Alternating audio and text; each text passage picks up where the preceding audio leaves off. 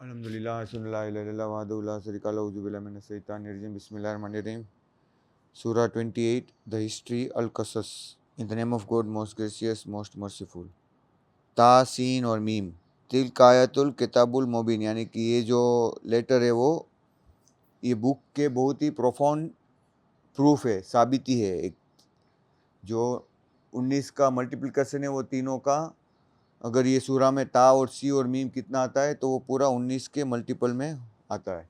तो ये जो डिस्कवरी की थी वो रशद खलीफा ने 19 मिरेकल की डिस्कवरी की थी। और ये लेटर का जो मीनिंग है, ये तासीन के बाद जो तुरंत आता है तिल्का आयतुल किताबुल मुबीन, वो अभी तक किसी को नहीं समझ में आया था। बाद में 1974 के बाद में इसको समझ में आया कि ये जो है वो कुरान के प्रूफ है।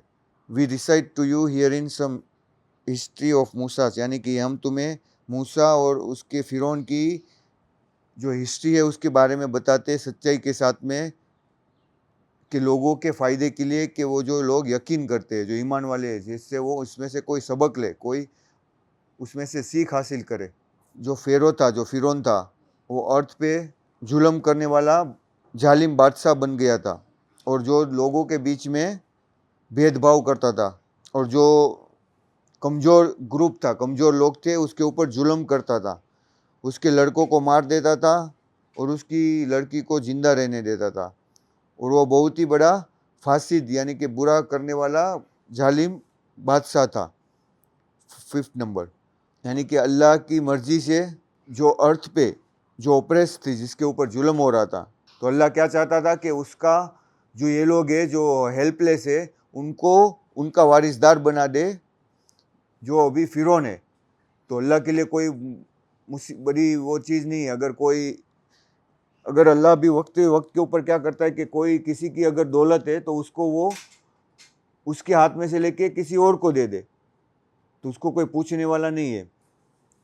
जैसे कि अभी एग्जाम्पल के तौर पे अगर माइक्रोसॉफ्ट है, वो किसका है? बिल गेट्स, ठीक है। तो अल्लाह चाहे तो वो किसी और कम्युनिटी को, जैसे कोई गरीब प्रदेश है, गरीब देश है, तो उसको भी उसका मालिक बना सकता है वो दौलत का। वो अल्लाह के हाथ में है कि अल्लाह को किसके हाथ में किसकी सत्ता देनी है। यानी कि अभी देखो कि इंडिया के हाथ में अगर प्रेसिडेंट है, या पाकिस्तान का कोई प्रेसिडेंट है, या यूएसए का कोई प्रेसिडेंट है, तो अल्लाह चाहे तो वो प्रेसिडेंसी को वो चेंज करके किसी और के हाथ में दे सकता है जिस वक्त में वो चाहे। जैसे अभी अफगानिस्तान में वापस किसका हो गया राज? तालिबान का। अभी तक उसके पहले यूएसए का था। तो जब वक्त आया तो अल्लाह ने वो किसी और के हाथ में दे दिया।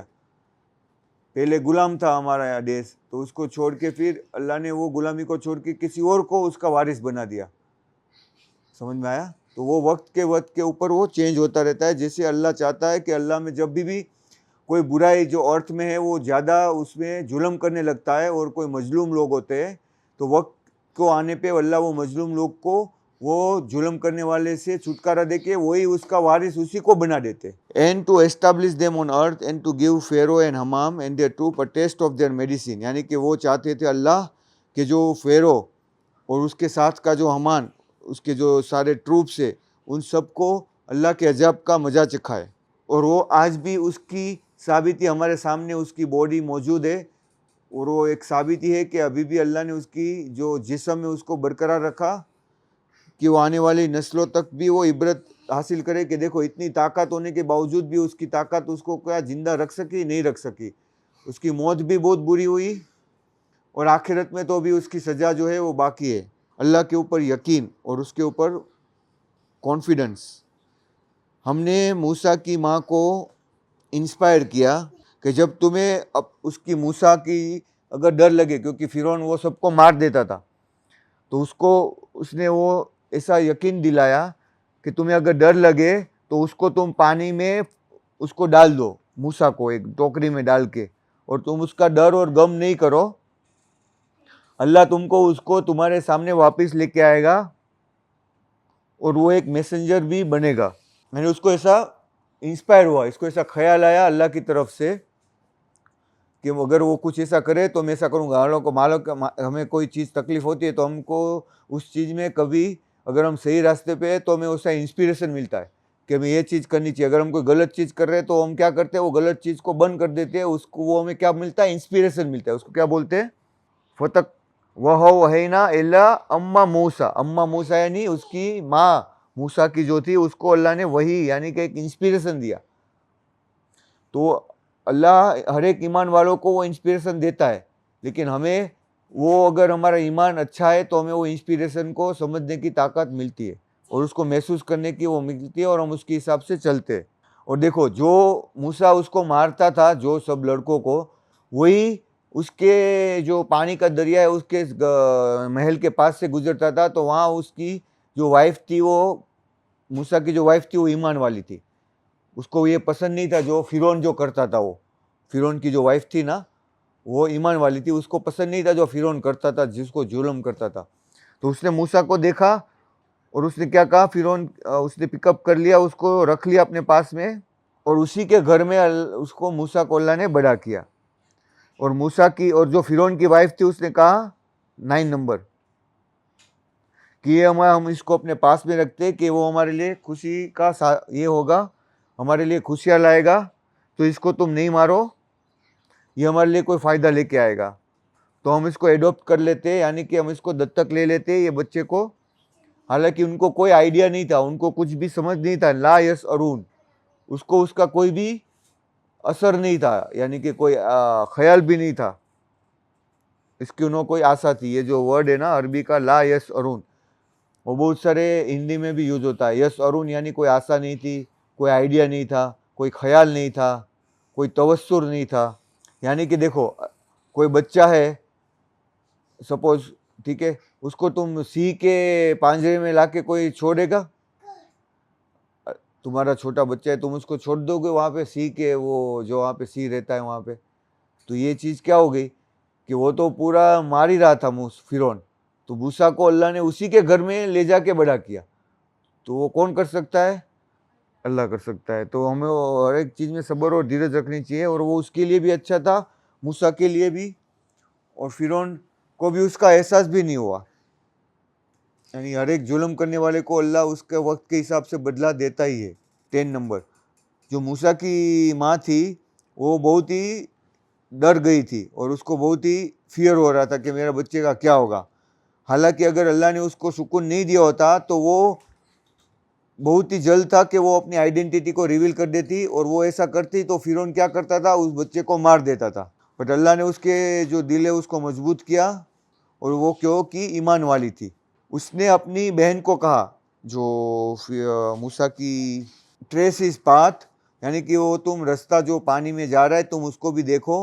तो उसने उसको दूर से देखा, जब वो उसकी फिरौन की वाइफ ने उसको लिया तो वो दूर से उसको देख रही थी, और उसको ये नहीं मालूम था कि कोई उसे देख रहा है। तो वो उसने फिर उसकी मूसा की माँ को जाके बताया कि वो तुम अभी मत करो, क्योंकि वो फिरौन के पास चला गया है। तो उसको तो और ज़्यादा टेंशन हुआ उसकी माँ को, क्योंकि उसको तो फिरौन से बचाने के लिए इसने पानी में डाला था, और वो कहाँ पहुँचा, फिरौन के वहाँ पे ही जाके पहुँचा, तो उसको तो टेंशन हो गई। अगर मान लो कि हम कोई चीज़ को बचाने की किसी से कोशिश करते हैं और वो बच्चा उसी के पास में चला जाता है, तो क्या होता है हमारा हाल। हम मान लो कि हम पुलिस से बच रहे, पुलिस से भाग रहे, और भागते भागते हम पुलिस के पास ही पहुंच गए, तो और भी हमको टेंशन होगा ना। या हम कोई गुंडे से बच के जा रहे और हमको मालूम पड़ा कि हम गुंडे के घर में जाके ही वहाँ पे छुप गए, तो उसकी माँ को तो टेंशन हो गई। लेकिन जब फिरौन ने उसको, माँ वो बच्चा था तो उसको दूध पिलाने के लिए नर्सिंग मदर्स को, यानी दूसरी कोई जो ये होती है ना जो दूध पिलाने वाले थे, उसको ढूंढा, तो वो किसी का भी दूध नहीं पी रहा था। तो फिर क्या हुआ कि उसने, उसकी बहन थी वो वहाँ पे गई थी उसके महल में, तो उसने कहा उस राजा को कि मैं एक औरत को जानता हूँ जो इसको शायद दूध पिलाए और इसका अच्छा से ख्याल रखे। तो फिर उन्होंने क्या कहा कि ठीक है उसको लेके आओ, और फिर अल्लाह ने इसी तरह से वो मूसा को अपनी माँ के पास वापस मिला दिया। तो इसमें अल्लाह ने आगे सूरह में कहा है कि ये बहुत बड़ी निशानी है। तो अल्लाह के ऊपर हमें क्या करना चाहिए, तवक्कुल रखना चाहिए, भरोसा करना चाहिए, वो सब चीज़ों को अच्छा करेगा। हमें क्या करनी चाहिए, सब्र करनी चाहिए और धीरज रखनी चाहिए। तो बिल्लाह अल्हम्दुलिल्लाह अस्सलाम इल्लल्लाह वहदहु ला शरीका लहु औज़ु बिल्लाहि मिनश शैतानिर रजीम बिस्मिल्लाहिर रहमानिर रहीम। वर्स 12, और वर्स 12 तो हमने पढ़ा, अभी वर्स 13 में। तो इसी तरह से अल्लाह ने उसको उसकी माँ के पास वापस मिला दिया कि जिससे वो खुश हो जाए और उसकी सारा जो डर, चिंता और उसका जो टेंशन है वो दूर हो जाए, और वो जान ले कि अल्लाह का वादा सच्चा है। हालांकि मोस्ट ऑफ लोग ये नहीं जानते। तो हमें सब्र करनी चाहिए कि अल्लाह का वादा सच्चा ही है, जो अल्लाह ने हमें किया है कि दुनिया और आखिरत में अल्लाह हमें सुकून देगा और हमें अच्छी से अच्छी ज़िंदगी देगा। तो हमें चाहिए कि हमें अल्लाह के वादे के ऊपर हमें यकीन रखना चाहिए और अल्लाह के ऊपर तवक्कुल रखना चाहिए। और जब मूसा अपनी मैच्योरिटी को, यानी कि अपने ताकत और समझदार हुआ, तो अल्लाह ने उसको हिकमत और इल्म दिया। और अल्लाह इसी तरह से अच्छे लोगों को बदला देता है। मुहसिनीन, तजरिल मुहसिनीन। अल्लाह ने उसको क्या, हिकमत और इल्म। हिकमत क्या होती है, कोई चीज़ का किस तरह से उसको नॉलेज को अमल करना। नॉलेज अलग चीज़ है। अभी मान लो कि मेरे पास नॉलेज है लेकिन मैं उसको अमल नहीं कर रहा हूँ, तो वो I am not a properly wisdom to use that. अगर मुझे मालूम है कि पानी में जो है उसका TDS इतना होना चाहिए, लेकिन उसके बाद भी मैं उसको चेक नहीं करता, उसको फॉलो नहीं करता, तो वो क्या हो गया, नॉलेज का प्रॉपर इस्तेमाल नहीं हुआ।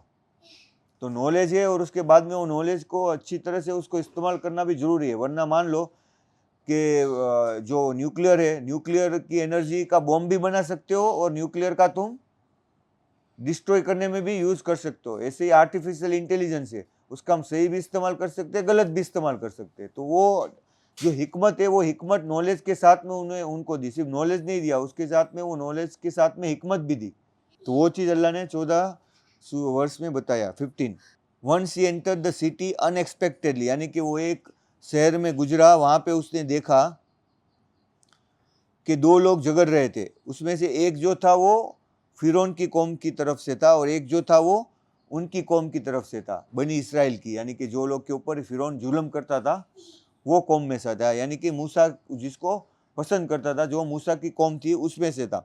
द वन वो फ्रॉम हिज पीपल, जो उसकी कौम में से था, उसने उसको पुकारा हेल्प के लिए। तो मूसा ने जो सामने वाले फिरौन की जो कौम में से था उसको एक पंच मारा और वो इसी एक ही पंच से उसको मार दिया और वो मर गया। तो उसने क्या कहा मूसा ने कि ये तो शैतान का काम हो गया। हालांकि जो सही दुश्मन है, जो हमारा सही दुश्मन है और वो प्रोफाउंड मिसलीडर है, यानी कि मूसा को एहसास हो गया किसी को उसने गलत तरीके से मार दिया बिना जांच किए। ही सेड, अल्लाह मुझे माफ़ कर दे, मैंने अपने जान के ऊपर जुल्म किया। और अल्लाह ने उसे माफ़ कर दिया क्योंकि अल्लाह माफ़ करने वाला गफूर रहीम है। हालांकि उसने जानबूझ के नहीं किया था ना, वो गलती से उससे मर गया, वो बचाने गया था, उसका मकसद कोई गलत नहीं था, पर उसको मारने की वजह से फिर भी उसने देखो गलती हुई तो अल्लाह से सीधी उससे माफ़ी मांग ली, क्योंकि किसी का कत्ल करना बिना वजह के वो गलत बात थी। हालांकि वो जो गलत किसका था, जो मूसा को बुला रहा था उसकी कौम में था, उसी की मिस्टेक थी। हालांकि वो जुल्म हो रहा था, उसका मतलब ये नहीं कि अगर तुम उसके बाद में भी गलती करो, गलती कर किया है तो वो दूसरे दिन क्या हुआ, तो उसने क्या कहा अल्लाह से, he said my Lord in return for your blessing upon me I will be never be supporter of the guilty one. यानी अल्लाह ने उससे दुआ की कि अल्लाह तू मेरे ऊपर रहम फरमा और तेरे रहमत से मुझे ऐसी ताकत दे कि मैं किसी भी बार किसी भी बुरे लोगों का साथ नहीं दूँ। वापिस दूसरी सुबह को वो जब सिटी में गया डरता हुआ और देखता हुआ, तो उसने देखा कि वही आदमी है वापिस उससे मदद मांग रहा है। तो मूसा ने उसको क्या कहा कि तू ही सबसे जो है वो मुसीबत डालने वाला है। तो उसने मूसा ने उसको कहा कि तू ही गलत है, यानी ऐसा उसके ऊपर कहा। तो उसने क्या कहा अपने आप को बचाने के लिए, उसने सीधा तोहमत जो है वो मूसा के ऊपर डाल दिया। हालांकि उसने अगले दिन तो उसको बचाया था, दूसरे दिन उसने मूसा के ऊपर ही सीधा वो इल्जाम डाल दिया कि भाई मूसा तूने इस कल तो मारा था। तो 20 नंबर में तो एक तरफ से, दूसरी ओर बाद में क्या हो गया कि जो वो बात थी वो पूरी जगह पे फैल गई और फिरौन को भी मालूम हो गया कि मूसा ने किसी को मार दिया है। तो फिरौन ने क्या कहा कि ये मूसा को अभी कत्ल कर दो, उसको ढूंढ के, क्योंकि उसको पहले ही शक तो हो ही गया था, इतने साल से वो उसके साथ रह रहा था। तो उसके टाइम में फिरौन को वो मूसा पसंद जरा भी नहीं था, क्योंकि वो बनी इसराइल की कौम को उस टाइम में हेल्प कर ही रहा था इनडायरेक्टली। तो एक दूसरी तरफ से जो मूसा का जो कोई साथी था या उसकी कौम में से वो दौड़ता हुआ आया, उसने सुन लिया होगा वहाँ पे कि अभी फिरौन उसको मारने के लिए आ रहे हैं। तो उसने कहा कि मूसा तू यहाँ से भाग जाओ क्योंकि तुमको मारने की साजिश हो रही है, तो यहाँ से तुम जल्दी से भाग जाओ, ये मेरी एक तुम्हें अच्छी एडवाइस है। तो उसने क्या कहा, मूसा ने डर से वो शहर में से भाग गया, अफ्रेड एंड वॉचफुल, देखते हुए डर के मारे। ही सेड, हे खुदा मुझे बचा ये जालिम लोगों से। इन मिडियान, वो कहाँ पे गया, वहाँ से इजिप्ट से दूर होके एक मिडियान सिटी में गया, दूर ट्रैवल करके, और उसने अल्लाह से दुआ की, अल्लाह मुझे सही रास्ता दे और मुझे गाइड दे। ये देखो बहुत ही, अभी ये हम इस पे सोचना बहुत इजी लगता है, लेकिन वो उस टाइम में उसके ऊपर क्या गुजरी होगी वो तुम सोच लो। कि अगर मान लो तुमको यहाँ पे छोड़ के जाना पड़ता है, अगर तुम्हारे कोई पीछे पड़ा हुआ है मारने के लिए, पुलिस पड़ी हुई, सपोज कोई गवर्नमेंट का आदमी पड़ा हुआ है, तुमको, तुम्हारे पास ना कोई पैसा है ना कुछ है, और तुम ऐसे ही भाग रहे हो और कहीं और जाके चले जा रहे हो जहाँ पे तुम्हारे पास कुछ भी नहीं है, ना खाने का ना पीने का ना कोई खर्च करने का, और तो तुम्हारी हालत कैसी होगी, समझ में आ रहा है। और वो तो अच्छी सी जगह पे रहते थे और वो छोड़ के वो किसी और जगह पे चले गए। उस टाइम में भी उसने किससे दुआ की, अल्लाह से ही दुआ की कि यह दीना सवाउ सबील, मुझे सही रास्ता दे और मुझे गाइडेंस दे। तो वो भी उसकी आजमाइशी थी, मूसा नबी की उसी टाइम में उसको आजमाइशी थी कि वो कैसा मैसेंजरशिप देने से पहले अल्लाह उसको मजबूत बनाते थे, तकलीफ से, हर वो चीज़ से, बुराई से, कि उसको आगे। तो वो जब मिडियान में पहुंचा एक पानी की जगह पे, शायद उसने सोचा कि मैं पानी यहाँ पे पी लूँ, तो उसने देखा कि क्राउड में लोग पानी पी वहाँ से निकाल के ले जा रहे थे। तो उसने नोटिस किया कि कोई औरतों को वहाँ पे बाहर दूर खड़ी थी। तो उसने वहाँ पे जाके उसको पूछा कि तुम्हें क्या चाहिए, तो उसने बोला कि हमको पानी चाहिए, लेकिन वो क्राउड और इसकी वजह से हमको वहाँ पे पानी नहीं देने को लिए जा रहा, क्योंकि वो औरत थी वो कमज़ोर थी, तो उसको पानी ले जाने के लिए तकलीफ थी। और उसने कहा कि जो हमारे पिता है वो बूढ़े हैं, तो वो तो यहाँ पे नहीं आ सकते।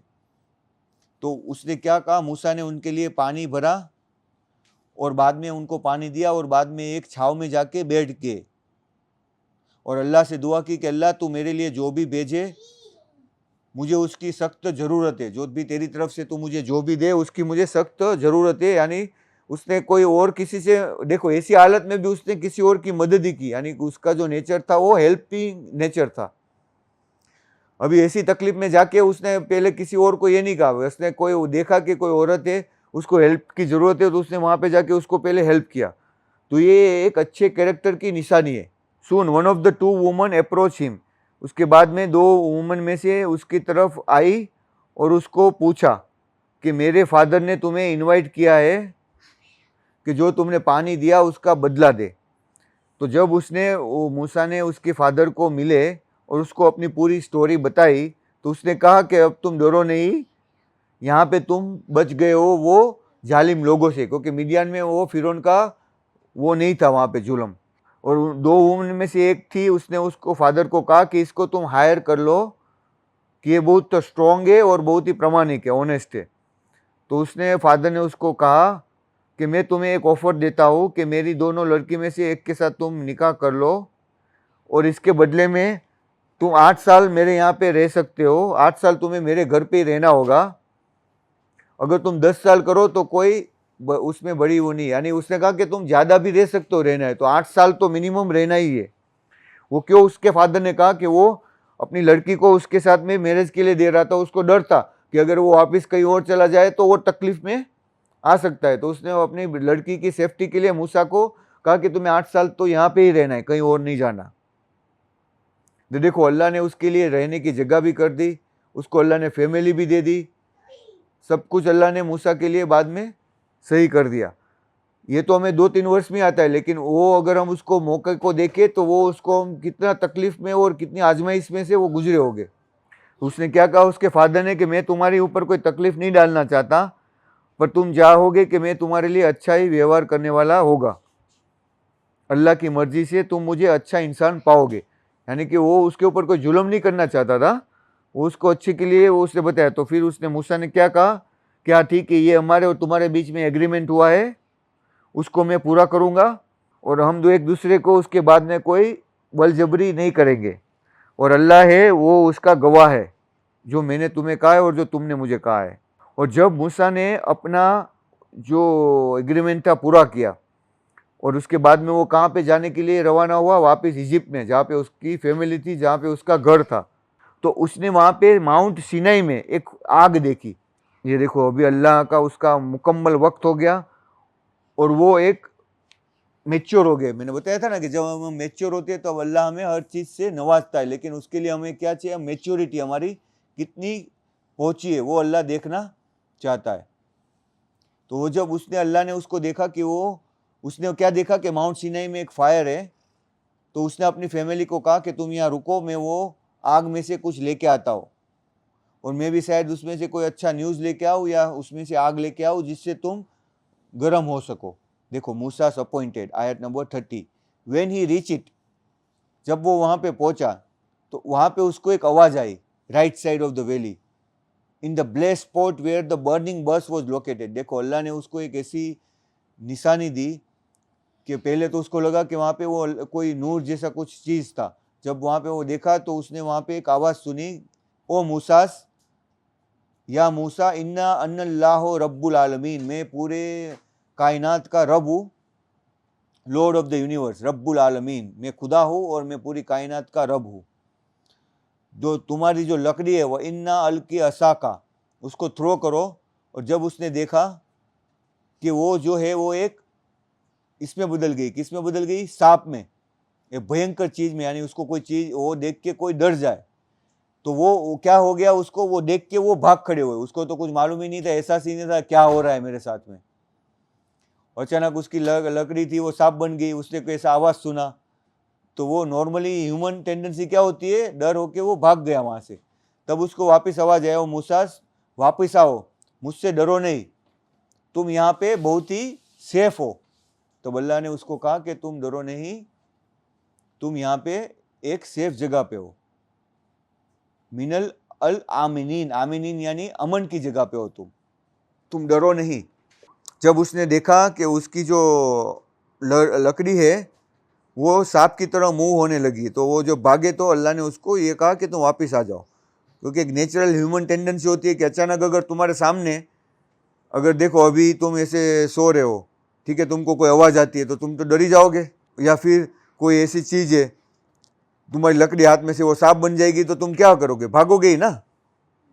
लेकिन फिर भी वो इतने हिम्मत वाले थे, तुम सोचो कि वो आवाज़ आने से वो तुरंत वापस वहाँ पे रुक गए।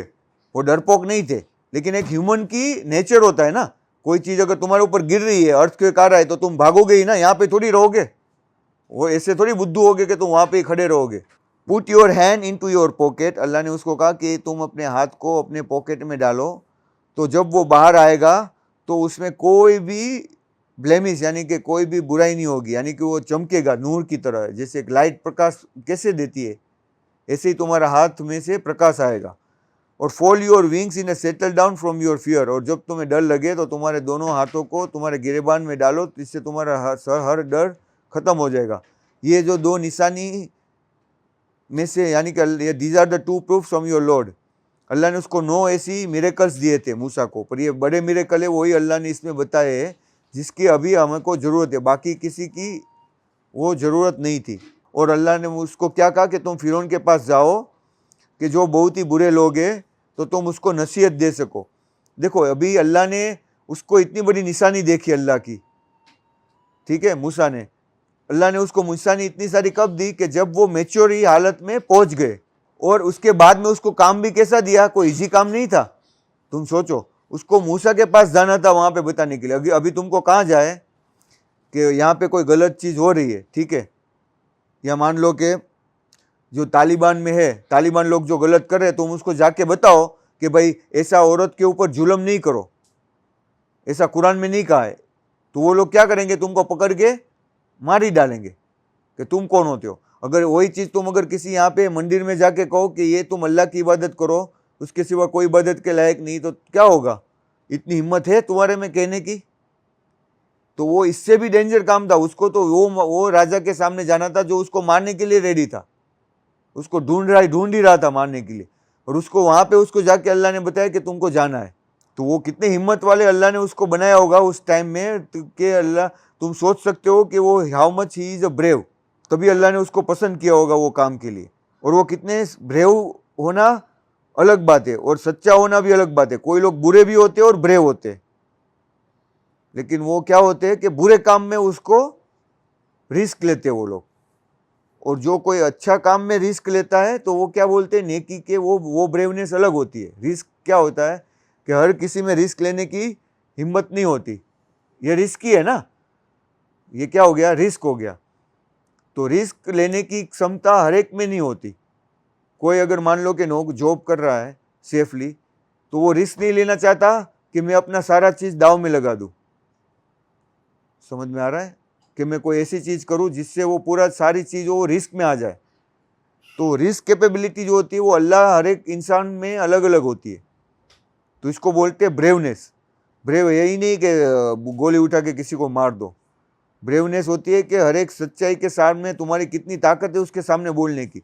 अभी जो ये पत्रकार है, कोई कोई जो रियल जर्नलिस्ट है, वो क्या करते हैं कि जो गवर्नमेंट के खिलाफ बुरा बोलने के लिए वीडियोस बनाते हैं। उसको मालूम है कि वो वीडियो बनाने से उसकी जान को खतरा है, तो वो क्या हो गया, ब्रेवनेस हो गया। वो उसके लिए कहीं तुम्हारे पास ताकत नहीं होनी चाहिए कि मेरे पास इतनी, वो ब्रेवनेस तुम्हारी अंदरूनी ब्रेवनेस होती है। वो नहीं होती कि तुमको मार्शल आर्ट आता है या तुमको गोली चलाना आता है।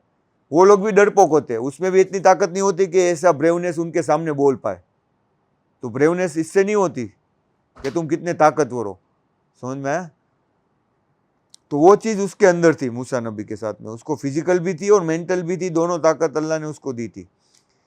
तो उसने अल्लाह से क्या कहा कि खुदा वो तो मुझे मार ही देगा मैं वहां जाऊंगा तो, और मुझे डर लगता है कि वो मुझे मार ही दे वहां पे मैं जाऊंगा तो। उसने सीधा अल्लाह से कहा, ऑल्सो माई ब्रदर हारून, जो मेरे साथ में मेरा भाई हारून है, जो बोलने में बहुत ही उस्ताद है, उसको बोलना बहुत अच्छी तरह से आता है, तो उसको भी तुम मेरे साथ में भेजो मेरी मदद के लिए, जो वो मुझे हेल्पफुल करे और मुझे ताकत दे। और मुझे डर है कि वो मुझे डिसबिलीव ही करेंगे। तो अल्लाह ने कहा कि we will strengthen you with your brother. हालांकि उसके नबी के साथ में अल्लाह उसको नबी नहीं बनाने वाले थे हारून को, लेकिन वो मूसा के कहने से हारून नबी बने। और उसको एक ही किताब दी गई थी दोनों भाई को, वो दोनों को अल्लाह ने नबी बनाया। और अल्लाह ने कहा कि we will strengthen you with your brother and we will provide you both with manifest authority.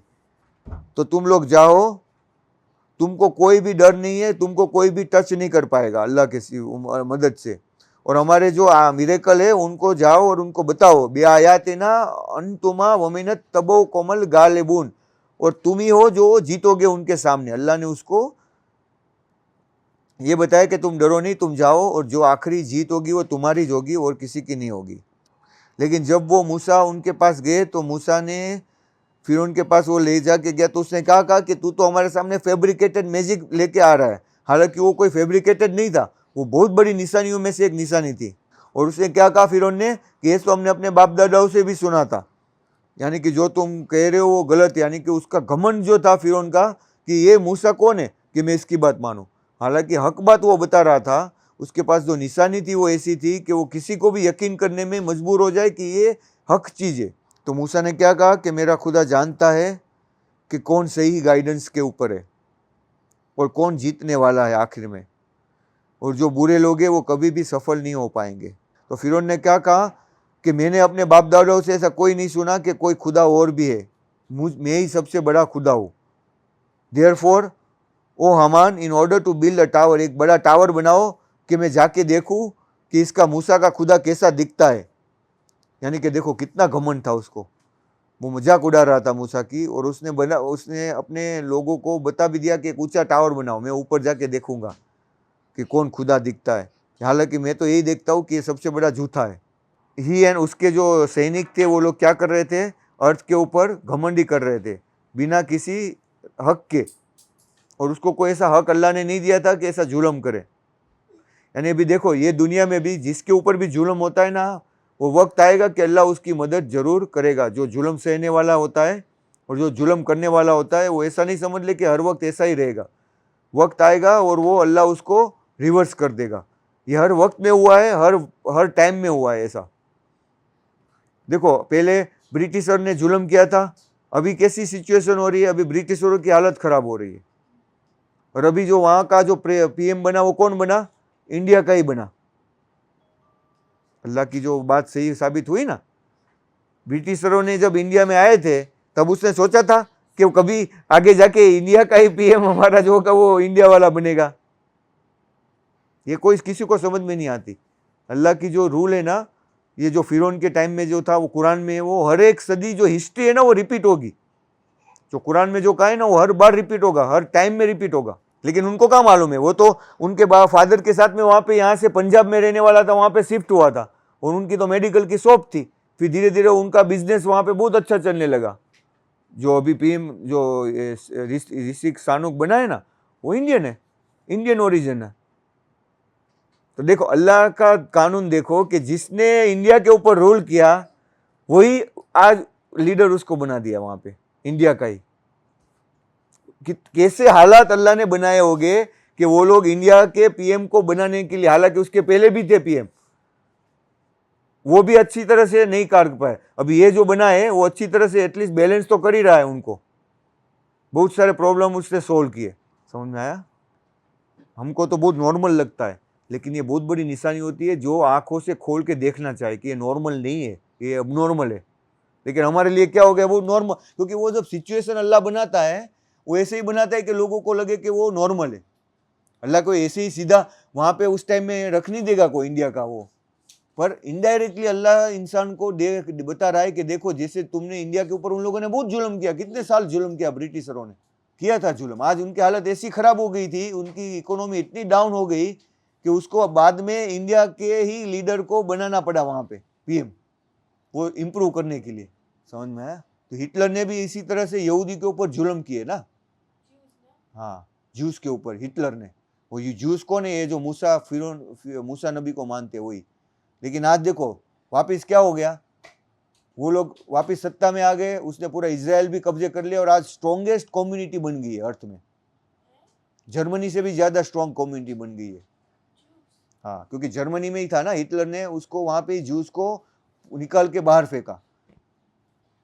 देखो तो हर एक चीज में अल्लाह, हर एक जो जुल्म करने वाले हैं ना उसको अल्लाह हर एक वक्त आता है कि उसको वापस लीडर बनाता है, उसका वक्त होता है। तुम देखो हर एक वक्त में ऐसा ही होता है। अभी हम देख रहे हैं कि अफगानिस्तान के ऊपर जुल्म हो रहा है, तो वक्त आएगा कि अल्लाह उसको बदल ही देगा। किसी को जुल्म करने वाला लंबे टाइम तक उसको जुल्म नहीं करते रहने का होता है, उसका वक्त आता है तब सब बदल ही जाता है। अकीमुस्सलात 38 तक हमने फिनिश किया, ठीक है। इंशाल्लाह अगली बार 39 से पढ़ेंगे।